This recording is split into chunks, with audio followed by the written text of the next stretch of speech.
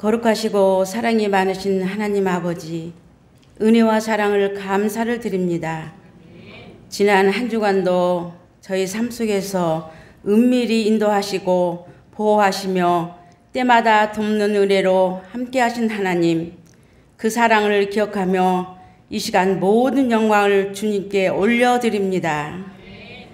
지난 시간 저희 삶을 돌아보면 말씀을 잊고 육신을 따르며 불평과 원망으로 사로잡혀 살았던 죄가 있음을 고백합니다.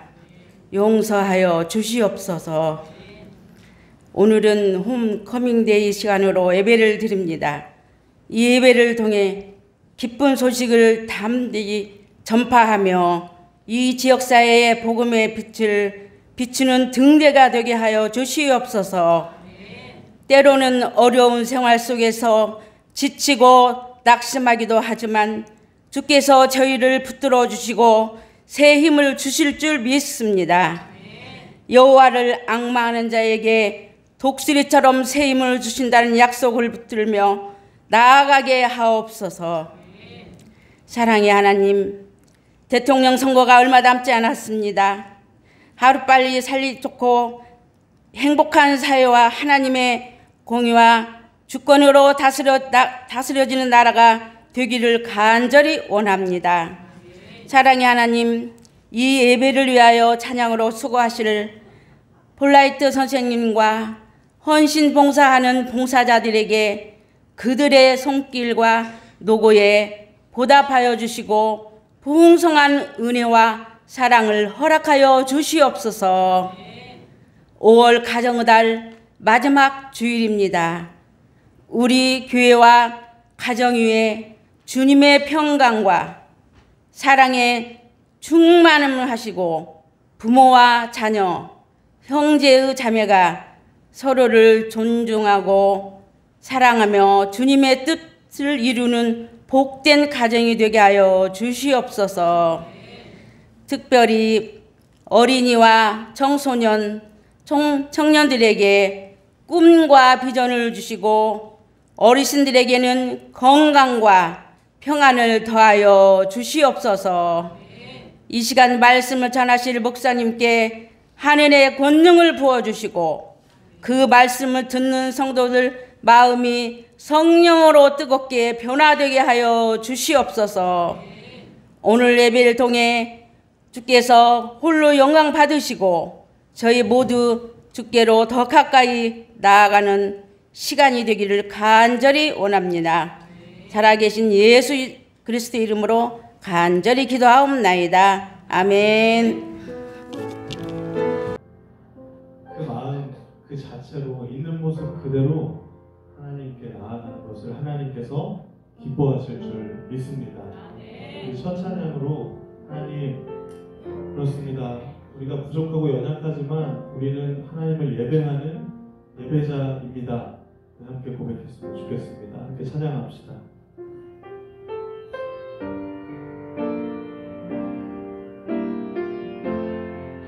나는 하나님을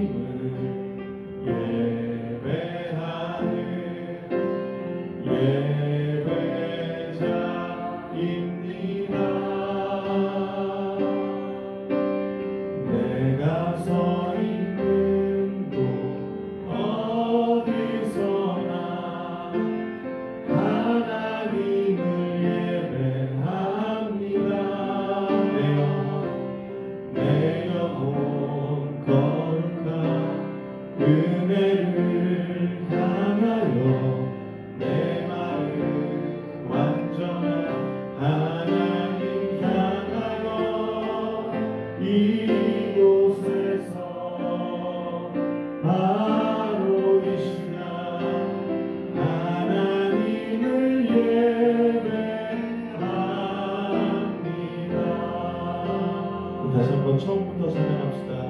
나는 하나님을 예배하는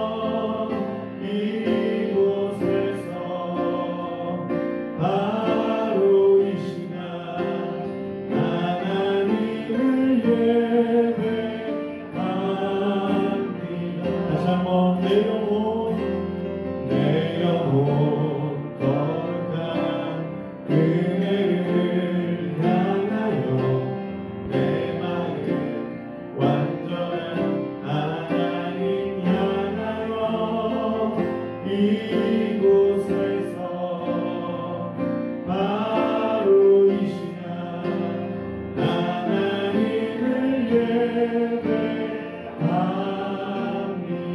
이곳에서 바로 이 시간 하나님을 예배합니다. 하나님께 영광의 박수 올려드립시다. 하나님 우리의 예배를 받아주십시오. 영광 주로 주님을 예배합니다. 우리 이 시간에는 함께 옆에 계신 분들을 좀 축하하고 축복하고 또 사랑을 좀 나누는 시간을 가지도록 하겠습니다. 혹시 기타가 연결되어 있는데 기타를 좀 켜주시면 감사하겠고요. 당신은 사랑받기 위해라는 찬양 다 아시나요?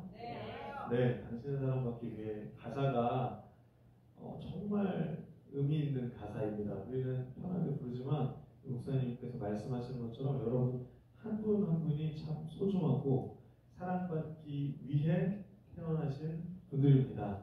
이 시간 함께 가사를 깊이 생각하면서 옆에 계신 분들 또 앞뒤에 계신 분들에게 마음을 다해서 함께 축복하고 또 특별히 새로 오신 분이 계시거나 또 가족분들이 오셨다면 더욱 축복을 담아서 함께 찬양했으면 좋겠습니다. 함께 찬양합시다.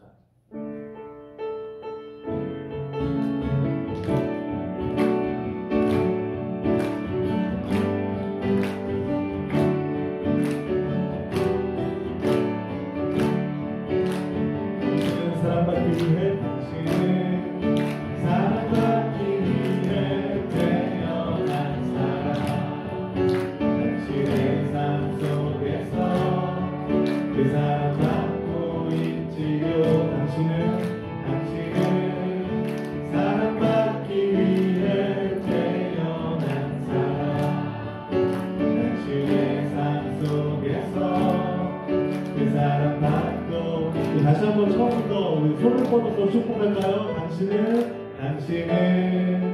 사랑받기 위해 태어난 사람. 여러분들의 삶 속에서 그 사랑을 이미 받고 계십니다. 당신은 사랑받기 위해 태어난 사람. 당신의 삶 속에서 그 사랑 받고 있지요. 태초부터 시작된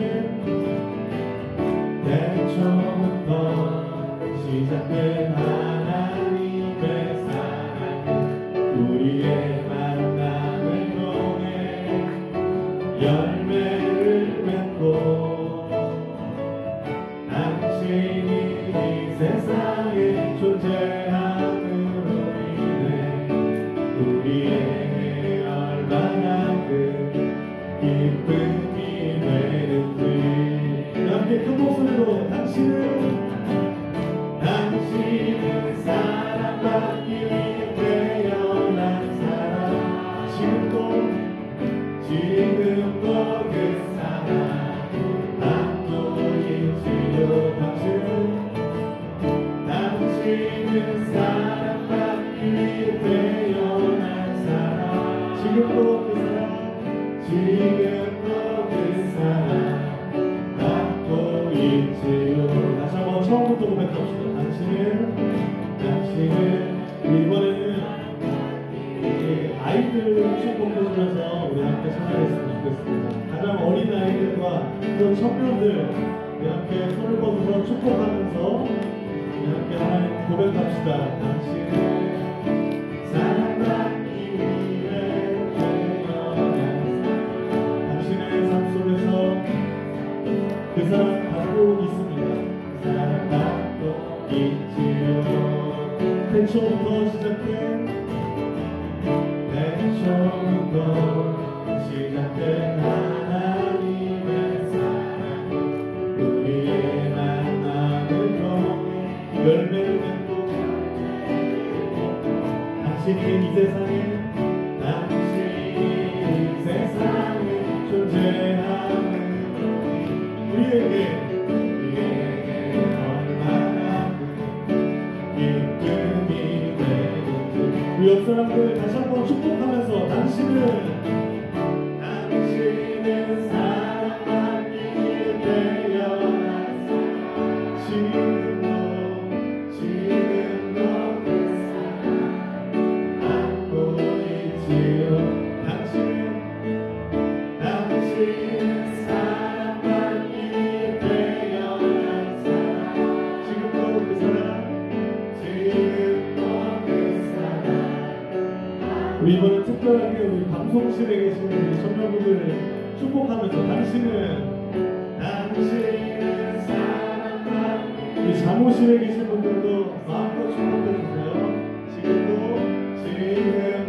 그 사랑 안고 있지요. 우리 마지막 모든 분들에게 축복하시면서 지금도 하나님의 그 사랑을 우리가 받고 있습니다. 받고 있지요. 하나님께 영광의 박수를 해주십시다. 하나님이 우리에게 무한하고 영원한 사랑을 베풀어 주십니다. 할렐루야. 오늘 참 날씨도 너무 좋은 것 같습니다. 그렇죠? 하나님께서 주신 축복이라고 믿습니다.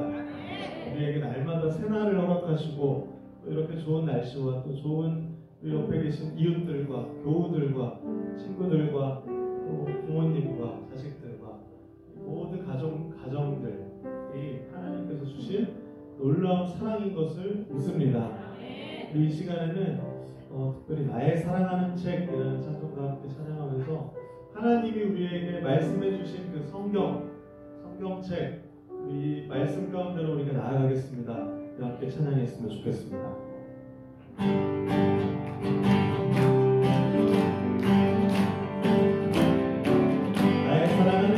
나의 사랑하는 책 비록 되어졌으나 어머니의 무릎 위에 앉아서 재미있게 듣던 날 그때 일을 지금도 내가 잊지 않고 기억합니다. 귀하다 우리 어머니를 들려주시며 재미있게 듣던 말씀 중에 있으니 이 성경심이 사랑 2절 옛날 용맹스럽던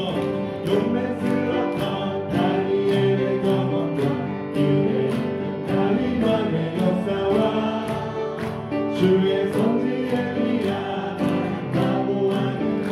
올라가던 일을 기억합니다. 귀하다 우리 어머니가 들려주시며 재미있게 듣던 말씀 중에 있으니 이 성경심이 사랑 우리 목소리로 3절 예수 세상 계실 때 많은 고난 당하고 십자가에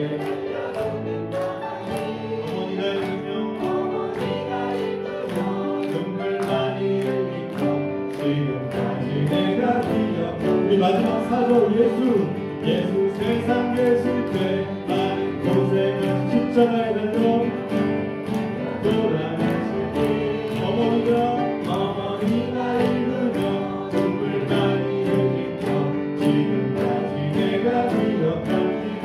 귀하다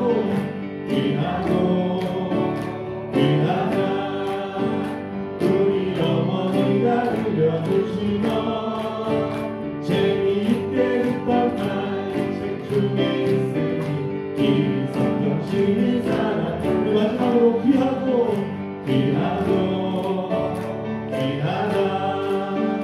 우리 어머니가 들려주시며 재미있게 듣던 말씀 중에 있으니 이 성경심이 사랑합니다.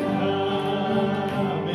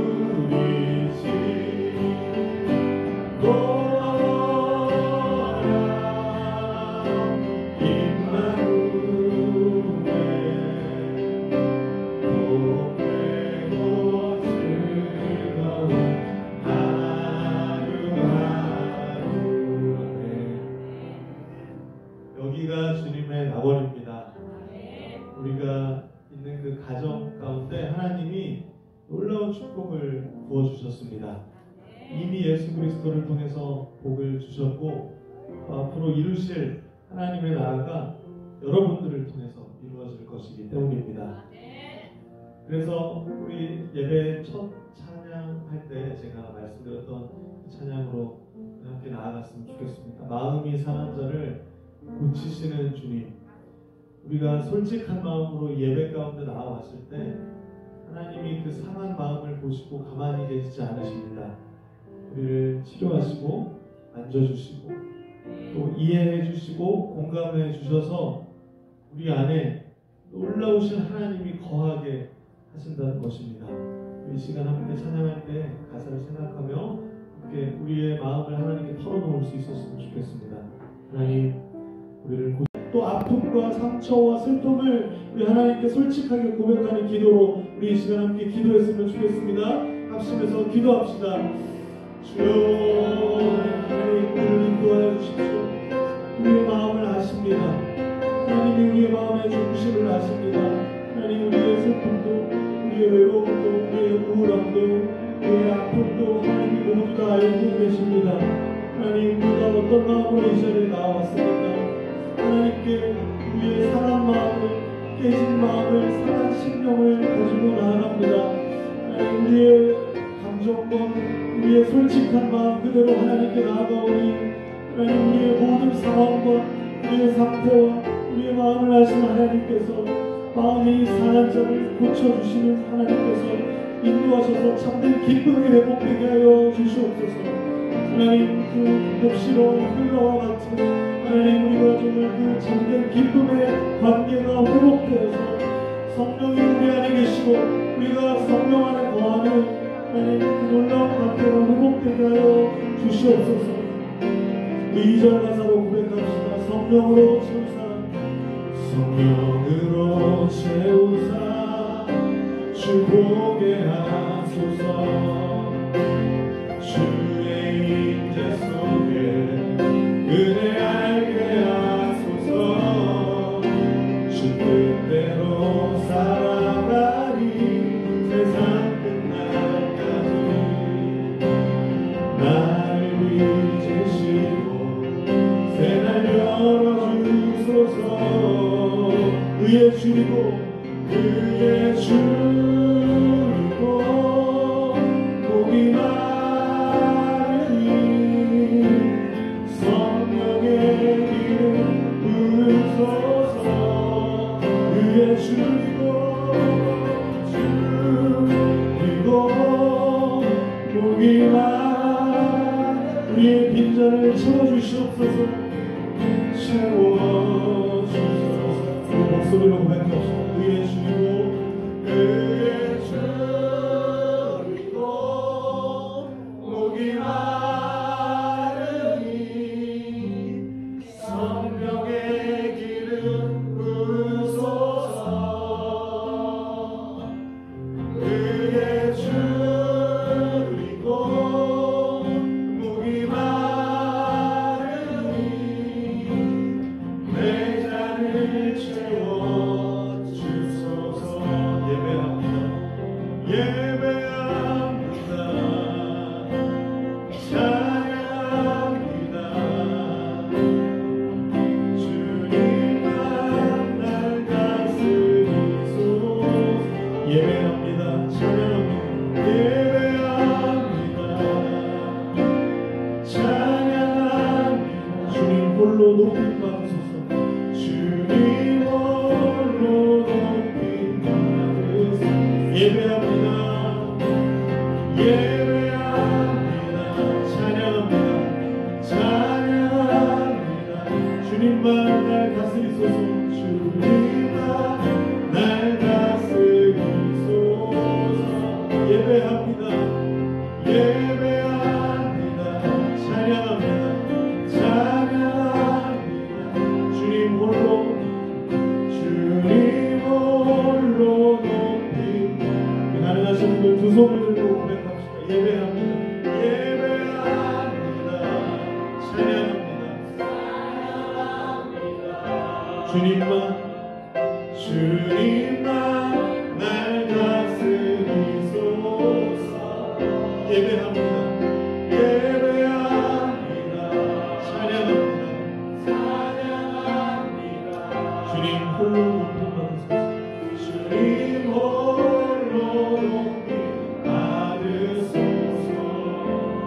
62장 1절에서 3절까지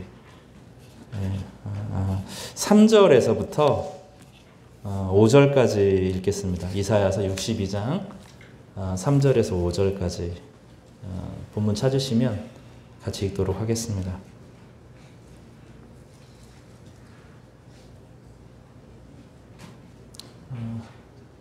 띄워주실 수 있으면 좋겠는데. 이사야서 62장 3절에서 5절입니다.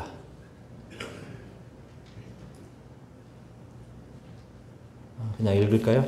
제가 같이 한 목소리로 한번 읽어봐요. 시작. 너는 또 여호와의 손에 아름다운 관, 내 하나님의 손에 왕관이 될 것이라. 다시는 너를 버림받은 자라 부르지 아니하며 다시는 내 땅을 황무지라 부르지 아니하고 오직 너를 헵시바라 하며 내 땅을 뷸라라 하리니 이는 여호와께서 너를 기뻐하실 것이며 내 땅이 결혼하는 것처럼 될 것임이라. 마치 청년이 처녀와 결혼함 같이 내 아들들이 너를 취하겠고 신랑이 신부를 기뻐함 같이 내 하나님이 너를 기뻐하시리라. 아멘. 이 홈커밍 데이는 전도 집회는 아닙니다. 부담 갖지 않으셔도 되고, 우리 사랑하는 가족, 또 사랑하는 친구, 또 멀리 떨어졌던 저희 교회 성도들 한 자리에 모여서 함께 시간을 보내고, 서로가 여기 있구나 하는 것을 확인하고 서로 사랑을 표현하는 그런 자리입니다. 그래서 당신이 있어서 내가 여기 있다라고 고백하는 그런 시간이죠. 그런데 이게 평상시 때는 못 하거든요. 당신이 있어서 내가 있다 이런 얘기를 어떻게 남사스럽게 할 수 있어요. 그죠? 아이시대로라고 하는 일본 말이 있어요. 내가 너를 좋아한다, 사랑한다라는 말인데 그거는 글자로만 있는 말이지 평생 한 번도 안 하는 말이기도 해요. 그 일본 사람들은 부끄러워서 내가 너를 좋아해, 내가 너를 사랑해 이런 말 못 하거든요. 그래서 그냥 사어로 남아있는 말입니다. 평상시 못하는 말을 이럴 때 아니면 어떻게 하겠어요. 그리고 실제로 당신이 내 인생에서 참 소중한 사람이고 참 귀한 사람이다 하는 것을 고백하는 그런 시간이라고 생각하시고 편하게 참여해 주시면 좋을 것 같습니다. 우리 한번 좀 그렇게 좀 어색하지만 우리 사랑하는 우리 가족들 또 친구들에게 한번 이야기 해볼까요? 당신이 있어서 내가 있습니다. 네. 지금 정치에 중요한 일들이 진행되고 있습니다. 탄핵과 또 계엄과 탄핵 이후로 6개월간 우리 마음이 많이 상했어요. 그것이 어느 편이 옳든지 간에 미움받고 미워하고 죽고 죽이는 그런 관계가 지속이 되죠. 한쪽이 이기면 한쪽이 질 것 같고 내가 마치 구원자가 될 것처럼 사람들이 이야기합니다. 그리고 상대방이 오면 나라 전체가 망할 것처럼 막 부추기고 그렇게 해요. 그 가운데서 이 정치라고 하는 것이 올바름을 추구하고 나라의 미래를 결정지는 중요한 결정이기도 하지만 그 가운데 자꾸 잃어버리는 것이 무엇이냐면 내 앞에 있는 그 사람이 하나님이 만드신 아주 귀한 사람이고 그를 향한 하나님의 계획과 선함이 있다는 것을 자꾸 잊어버립니다. 미움이 일상이 되고 증오와 분노가 일상이 되는 거죠. 교회는 그런 상황에서 가장 본질적인 것을 이야기하는 곳이에요. 그러니까 지금 있는 여러 가지 교회들의 모임들이 있는데 정말 너무 못마땅하고 속이 상하는 것이 무엇이냐면 교회는 그런 곳이 아니라 하나님이 어떠한 분이고 하나님 안에서 인간이 얼마나 고귀하고 소중한지를 잊지 않고 끝까지 기억하는 것이 교회예요. 그래서 섣불리 정치에 나서면 안 됩니다. 옳고 그름을 구분해서 이야기할 필요는 있지만 그럼에도 불구하고 하나님의 형상인 인간의 고귀함과 존귀함에 대해서 놓치지 않고 끝까지 포기하지 않고 이야기하는, 남들이 뭐라고 해도 너는 여전히 살 가치가 있고 여전히 미래가 있고 새로운 인생이 펼쳐질 수 있고 나이와 상관없이 빈부와 이런 문제와 상관없이 성별에 상관없이 그 한 사람 한 사람이 얼마나 귀하고 소중한지를 말하는 것이 사실은 교회이고 그런 의미에서 현대교회는 많이 부패해 있는 것이 사실입니다. 예배라고 하는 것은 그 거룩하신 하나님, 살아계신 하나님 앞에 서는 행위이기도 해요. 이 헵시바 뷸라라고 하는 주제들이 이제 저희 교회 성도님들끼리 되게 익숙한 본문일 수도 있고 설명하기가 쉽지만 낯선 분들에게는 어려운 이야기거든요. 그래서 오늘 이 말씀을 전하기 전에 영상이 아니라 몇 가지 사진 4장을 좀 보도록 하겠습니다. 좀 보여주시겠어요? 사진이 아니라 그림인데 저희 교회 수요 예배 때 다뤘던 렘브란트라고 하는 사람의 이야기입니다. 그 얼굴이 좀 보이시나요? 네덜란드에 렘브란트라는 사람이 있었어요. 자기가 생각해도 자기가 잘났어요. 키는 조그만한데 자기가 생각해도 자기보다 그림을 잘 그리는 사람은 세상에 없는 것 같아요. 그리고 렘브란트가 이제 그 전에 까라바조라는 사람에게 뭔가를 배웠는데 테네브리즘이라고 하는 독특한 기법을 배웁니다. 그게 뭐냐면 환한 빛을 드러내려고 하면 검정색이 있어야 된다는 거죠. 그래서 검정을 통해서 빛을 드러내는 그 독특한 방식의 그림을 배우고 아주 섬세한 터치로 그림을 그리는 거죠. 그래서 렘브란트가 20대 초기에 자기 자신을 그린 거예요. 이 그림을 한번 보세요. 자신감이 얼마나 넘치는지. 이 그림을 보면 내가 제일 잘 나가. 이거 보이지 않으세요? 여러분도 한때 그런 시절이 있지 않으셨어요? 요즘 청년들에게 이런 면이 좀 없어서 좀 답답해요. 내가 제일 잘 나가. 하나님 안에서 내가 멋있어. 내 잘 나가. 남과 비교할 필요 없어. 내가 세상에서 잘 나가. 이런 좀 멋진 모습이 있어야 되는데 렘브란트는 정말로 자기를 그렇게 생각했어요. 재밌었고 능력 있었고 미래가 출중했고 그 당시 그림이 되게 중요했는데 그림 하나만큼은 세계 최일이다. 이런 생각을 이제 했던 겁니다. 여러분도 그럴 때가 있었죠? 그러셨어요? 이런 모습이었어요. 저는 저희 교회 청년들이 젊은 시절을 사실은 이렇게 보냈으면 좋겠어요. 가끔 제가 막 혼내기도 해요. 뭐라고 막 하기도 하고 목사님 왜 그러지? 막 이럴 때도 있는데 그래도 사실은 이런 잘난 모습을 가지고 살았으면 좋겠다 하는 마음이 있기 때문에 그렇습니다. 다음 장 넘겨주세요. 4장밖에 안 됩니다. 그림이 이제 너무 작아서 안 보일 텐데 렘브란트가 20대 초기에 그린 그림이에요. 성경에 보면 예수님이 탄 배가 큰 풍랑을 만나서 어려워지는 상황을 그린 겁니다. 근데 배가 이 정도로 누워있죠. 뱃사람들이 보면 이 정도는 괜찮은 거예요. 아직 이 정도 넘어가서 다시 돌아옵니다. 배가. 근데 이제 예수님 당시의 배는 저런 돛대는 없었고 렘브란트 시절에 그 배가 저랬어요. 그 모습을 그리는데 예수님은 저 뒤에서 주무시고 계셔요. 이렇게 주무시고 계시고 저 위에 있는 사람은 막 이렇게 하고 있어요. 막 토하고 난리가. 자세한 그림을 보면 이런 모습입니다. 근데 그 렘브란트가 중간에 자기가 있거든요. 자세한 이제 그림을 봐야 알게 되는데 렘브란트는 이 상황이 어떻게 되는지를 알죠. 이미 성경을 읽어서 예수님과 함께 했던 이 배가 안전하게 평온하게 다시 항구로 돌아갔다 하는 이야기를 알고 있어요. 렘브란트가 자기를 저 안에다가 사실은 그려 넣어요.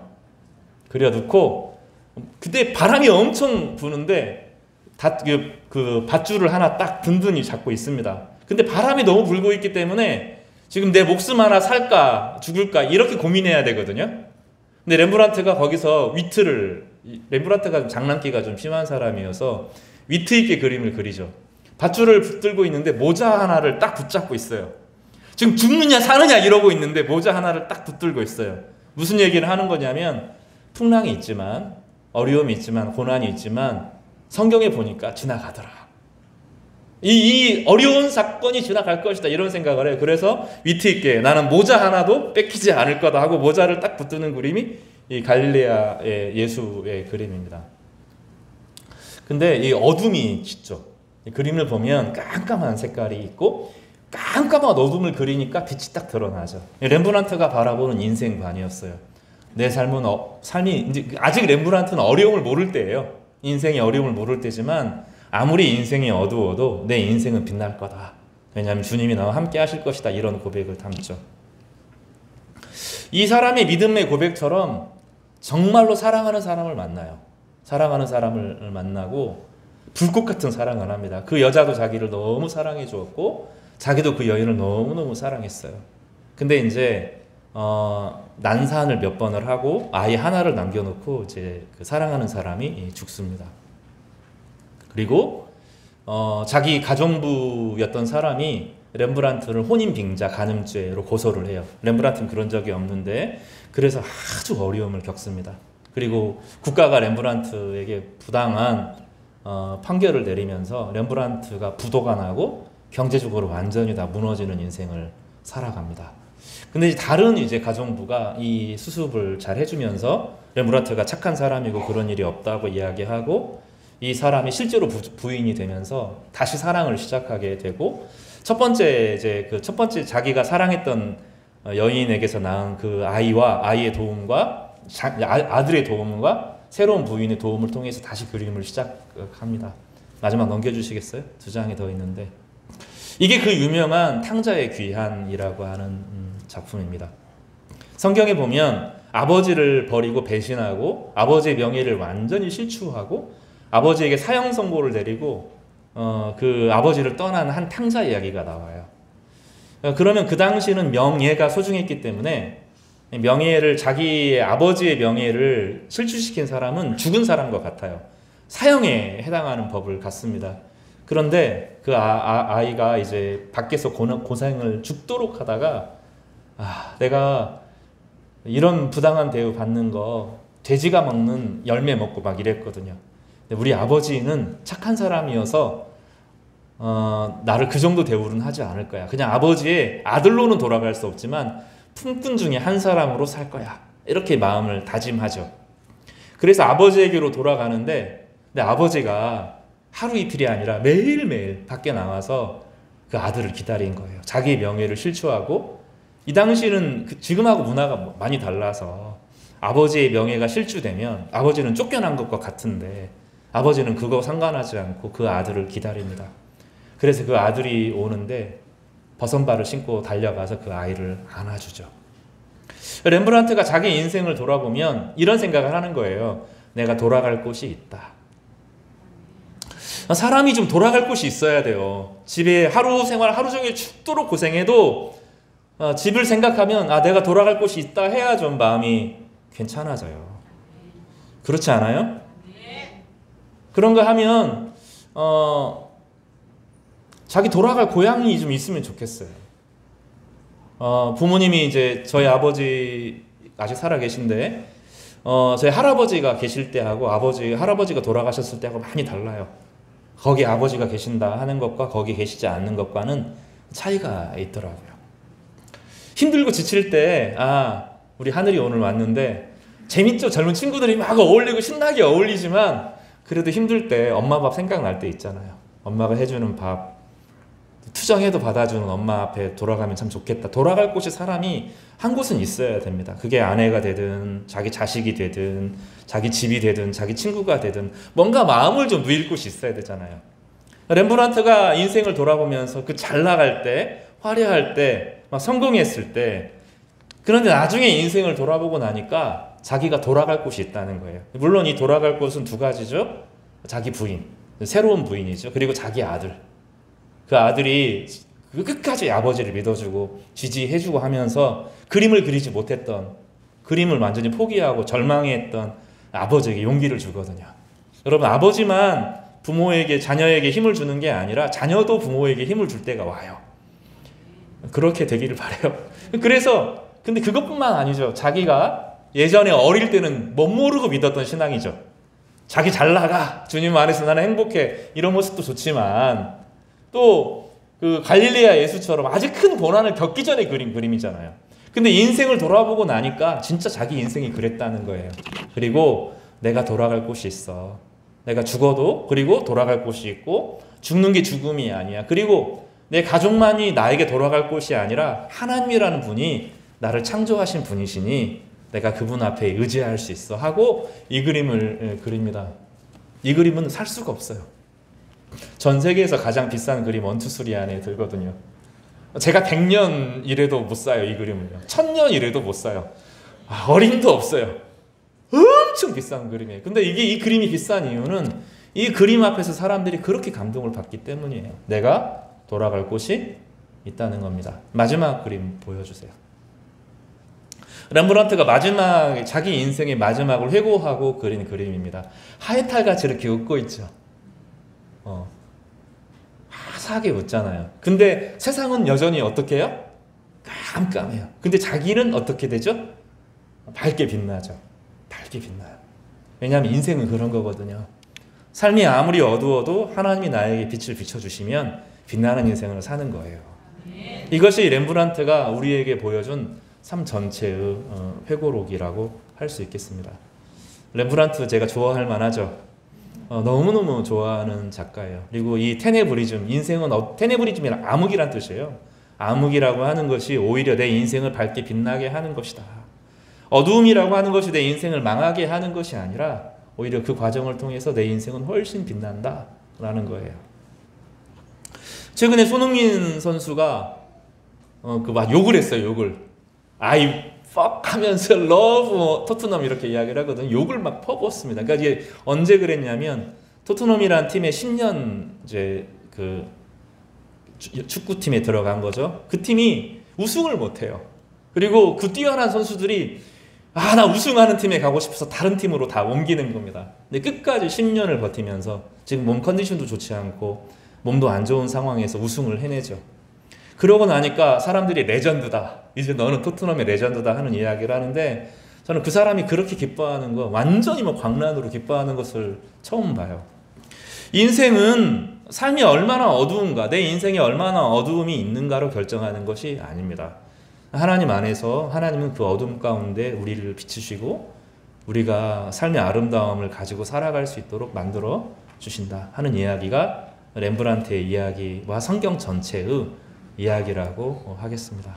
성경은 막연하게 주님에게 막 잘해야 이런 얘기를 하는 것이 아니고 한 사람 한 사람의 삶이 하나님 앞에 소중하고 귀하고 가치 있다는 이야기를 하고 싶은 거예요. 그럼 세상의 역사와 문화와 정치가 그거를 계속 흐트러지게 만듭니다. 인간의 가치와 인간 개개인이 장애가 있든 또 환경이 어떠하든 간에 삶을 너는 그래서 안 된다는 이야기를 세상은 우리를 계속 속입니다. 하나님은 여전히 그 사람을 비추고 계시고 그가 하나님과의 바른 관계 안에서 빛나는 인생, 의미 있는 인생, 한번 살아볼 만한 인생, 귀한 인생 허락하시겠다고 이야기하는 내용입니다. 이사야서 62장은 60장이라고 하는 본문을 배경으로 합니다. 우시야, 우리 교회 성도님들도 들었겠지만 우시야, 요담, 아하스라고 하는 왕들이 있었습니다. 우시야는 대단히 교만한 왕이었고 요담이라고 하는 사람은 아버지가 하나님과의 거리가 멀어지면서 하나님의 능력과 은혜도로 살지 못하고 망해가는 걸 보면서 하나님을 최소한으로만 섬겼습니다. 그러다가 아하스라고 하는 왕이 등장하면서 이 아하스는 하나님은 없다라고 생각하고 자기 맘대로 살아가다가 나라가 망하기 직전까지 간 사람이에요. 히스기야라고 하는 네 번째 왕이 등장을 하는데 히스기야는 몸도 좋지 않았고 자기를 지지해주고 격려해주는 사람이 한 명도 없었습니다. 나라는 무너지는데 자기가 혼자 그 나라를 감당할 수 있을 만한 능력이 없었습니다. 그럴 때 이사야라고 하는 선지자가 그러지 말라고 괜찮다고 일어나라 빛이다 이렇게 말합니다. 한번 따라서 해볼까요? 일어나라. 너는 빛이다. 이걸 히브리어로 뭐라고 말하죠? 쿰미 오리라고 부릅니다. 쿰이라는 게 이제 일어나라 뜻이고 오르가 이제 빛이라는 뜻인데 너는 일어나라. 너는 빛이다. 하나님이 너와 함께 한다라고 말합니다. 히스기야가 그 말을 듣습니다. 그리고 이사야 61장에 가면 내가 일어나겠습니다. 상황은 어렵고 힘들겠지만 한번 빛으로 살아보겠습니다 하고 용기를 내어서 일어나고 하나씩 무너졌던 이스라엘의 예배를 회복하고 이 예배를 회복한다는 것은 하나님이 정의롭다 하는 것을 믿는 거예요. 예배가 회복되어지면 내 안에 정의가 회복됩니다. 사랑이 회복됩니다. 그래서 사람들 마음속에 참된 정의와 참된 공의가 회복되어지면서 이기적인 마음들이 내려놓아지고 서로를 위하여서 살아갈 수 있는 공동체 문화가 비로소 만들어지게 되었습니다. 그래서 히스기야의 시절에 점점점 무너졌던 나라들이 바로잡히면서 공의와 정의가 바로 서는 그런 나라가 되고 그럴 때 욕심 있는 사람들이 자기 욕심을 내려놓게 되고 힘없는 사람들이 용기를 내니까 나라 전체가 다시 힘을 얻게 되는 일들이 벌어지게 된 거죠. 오늘 62장에 가보면 하나님이 그들을 향하여서 이렇게 평가를 합니다. 너는 헵시바다. 이 헵시바라는 단어가 말이 고상한데 따라서 해볼까요? 너는 나의 기쁨이다. 어렵지만 절망이지만 좌절이지만 내가 너와 함께한다라는 말을 믿고 일어났던 히스기야와 함께 같이 자신의 이기심을 좀 내려놓고 서로를 배려하는 삶을 살아가는 사람들을 향하여 하나님께서 비로소 너는 나의 기쁨이다 이렇게 말씀합니다. 뷰울라 따라서 해볼까요? 뷰울라 이렇게 이제 발음하는데 이게 이제 결혼한 여자란 뜻입니다. 여기서 결혼한 여자가 뭐 부정적인 의미로 쓰이는 것이 아주 긍정적인 의미로 결혼한 여자입니다. 다시 말하면 너는 보호자가 있다 그런 뜻이에요. 너를 책임질 만한 사람이 있는데 하나님이 너의 남편처럼 너를 책임질 것이다 그렇게 이야기를 해요. 우리 인생에서 그것이 남자가 됐건 여자가 됐든 내 인생을 살아가는 동안에 혼자 살기 어려워요. 누군가가 나의 보호자가 되어주는 일들을 경험할 때 내가 혼자가 아니고 내가 돌아갈 곳이 있고 내 가족이 있고 내 친구가 있고 내가 의지할 사람이 있다 그럴 때 사람이 비로소 안심이 되거든요. 우리는 자유를 원하지만 끊임없이 자유를 원해요. 내가 모든 것을 스스로 독립적으로 자발적으로 할 수 있을 자유를 원하지만 그러나 그 밑바탕 깊은 곳에 뭐가 있냐면 불안이 도사리고 있어요. 하나님은 우리의 자유를 해치는 분이 아니에요. 하나님은 우리를 억압하는 남편이 아니에요. 우리 한 사람 한 사람이 의미 있고 가치 있게 인생을 살아갈 수 있도록 힘을 주시는 하나님이라고 표현하고 계시는 것입니다. 성도 여러분, 오늘은 그런 날입니다. 어려운 날이 아니라 그리스도 안에서 우리가 돌아갈 곳이 있고 내가 돌아갈 성도들이 있고 돌아갈 가족이 있는 거죠. 지난 몇 년간 목회하면서 저희 교회가 서서히 진짜 가족처럼 변해가는 것을 경험했어요. 그런 거 좀 아셔요? 저는 그런 거 느꼈어요. 그러니까 혈육을 가진 가족들과 달라요. 욕심으로 또 얽혀있는 단어들이 아니라 순수하게 사랑해요. 성도들이. 한 성도들을 향하여 순수하게 사랑하고 순수하게 그들을 위해서 기도해요. 그게 저희 교회가 점점 나아가는 방향이 되었어요. 우리는 팔은 안으로 굽어요. 내 가족 사랑하지 않는 사람이 어디 있어요? 다 사랑하죠, 그죠? 근데 사랑하니까 욕심이 생기면 어떻게 돼요? 마음이 상해요. 다른 사람들한테는 마음이 안 상하는데 사랑하고 사랑이 내가 사랑한 만큼 돌받아야 된다고 생각을 하니까 그 마음이 상하죠. 근데 교회는 좀 달라요. 교회는 주님께서 우리를 한 가족으로 그리스도의 피로 용서하는 과정을 통해서 엮어주셨다는 것을 알기 때문에 상대방과 비교하지 않아요. 있는 그대로 사랑하게 되고 있는 그대로 염려하고 걱정하고 배려하고 기도하고 그 형제 자매들이 잘 되기를 정말로 꿈꾸고 마음을 다해서 기도하는 일들이 교회 안에서 실제로 이루어져 가는 것을 제가 오랫동안 경험했어요. 그리고 점점점 그래가는 것을 봐요. 교회는 돌아갈 곳이 있는 곳이죠. 우리가 돌아갈 수 있어야 돼요. 내가 잘해서만 여러분 그렇지 않아요? 세상에서 성공하고 나면 옛날에 어른들이 그랬다고요. 집에서 자기 명절이 되면 렌트카를 부른다고요. BMW 이런 렌트카 이런 거 불러가지고 집에 가는 거죠. 그리고 나 성공했다. 그리고 사람들이 너 잘났네 이런 얘기를 하는 거죠. 이해가 안 되셔요? 사업하는 사람들도 그래요. 동창회 가면 가장 좋은 양복 빌려가지고 입고 가요. 성공한 것처럼 그렇게 굴죠. 그러고 나서 그 안에서 살아가는 거죠. 근데 내가 움츠러들면 실패한다고 생각하고 그러면 안 만나게 되죠. 사람들 만나기 싫어진다고요. 근데 교회는 그런 곳이 아니에요. 교회는 내가 돌아갈 곳이에요. 있는 곳을 그대로 실패해도 잘못해도 진짜 마음의 영혼의 안식처와 같이 내 마음을 뉘어놓을 수 있는 곳이죠. 하나님이 그런 분이시기 때문에 그래요. 하나님은 우리를 격려하시고 우리를 회복시키기를 원하셔요. 그리고 있는 모습 그대로 받아주셔요. 그리고 다시 한번 해보자 하고 힘과 용기를 주시죠. 그리고 일어나라. 너는 빛이라고 말씀하시고 더 나아가서 거기에 반응하는 사람들에게 너는 나의 기쁨이다. 너는 나의 아내처럼 내가 너를 끝까지 책임질 것이다. 그렇게 약속합니다. 더 나아가서 너는 내 왕관이다 라고 말하죠. 왕이 왕관을 써야 저 사람 왕이구나 드러나는 것처럼 너는 나를 존귀하게 하는 귀한 사람이야 라고 말해줍니다. 복음은 바로 그것입니다. 우리를 다시 회복하게 하는 능력이고 좌절을 극복하게 하는 힘이고 지혜이고 소망이라고 말하겠습니다. 잘 오셨습니다. 함께 마음껏 기뻐하시고 즐거워하시기를 바랍니다. 예배 마치고 식사도 좀 같이 하시면 좋겠어요. 꼭 오늘이라도 식사를 꼭 같이 가져가시고 그러니까 우리가 평상시에 사랑을 표현하지 못하니까 따뜻한 식사 한 끼 함께 하고, 또 혹시 또 알아요? 추첨도 할 건데 추첨해서 선물도 좀 받아가시고, 또 나머지 오늘 사실은 이제 콘서트 예배이다 보니까 마음껏 찬양하지 못하는데 콘서트 하는 가운데 마음껏 즐겁게 찬양하고 기뻐하는 그런 위로와 소망의 시간이 되시기를 바랍니다.